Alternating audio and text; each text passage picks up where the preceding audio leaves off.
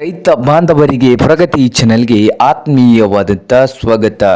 ಇಂದಿನ ಕಡಲೆಕಾಳಿನ ಮಾರುಕಟ್ಟೆಯ ಬೆಲೆಯನ್ನು ನೋಡಿಕೊಂಡು ಬರೋಣ. ಇನ್ನು ಯಾರು ಹೊಸದಾಗಿ ನಮ್ಮ ಯೂಟ್ಯೂಬ್ ಚಾನೆಲ್ನ ನೋಡ್ತಾ ಇದ್ರೆ ತಪ್ಪದೇ ಸಬ್ಸ್ಕ್ರೈಬ್ ಆಗಿ. ನಾವು ಪ್ರತಿದಿನ ಮಾರುಕಟ್ಟೆಗಳ ಬೆಲೆಗಳ ಅಪ್ಡೇಟ್ಗಳನ್ನ ನೀಡ್ತಾ ಇರ್ತವೆ.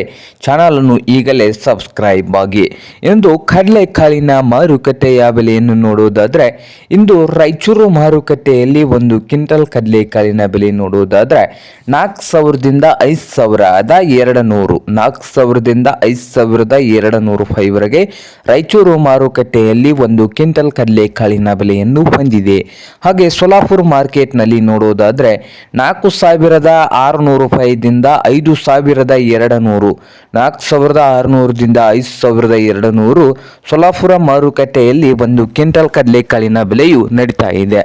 ಹಾಗೆ ಇನ್ನೊಂದು ಮಾರುಕಟ್ಟೆ ಆದಂಥ ಹುಬ್ಬಳ್ಳಿಯಲ್ಲಿ ನೋಡೋದಾದ್ರೆ 3,000ದಿಂದ 5,000 3,000ದಿಂದ 5,000 ಹುಬ್ಬಳ್ಳಿ ಮಾರ್ಕೆಟ್ನಲ್ಲಿ ಒಂದು ಕ್ವಿಂಟಲ್ ಕಡಲೆಕಾಳಿನ ಬೆಲೆಯು ನಡೀತಾ ಇದೆ.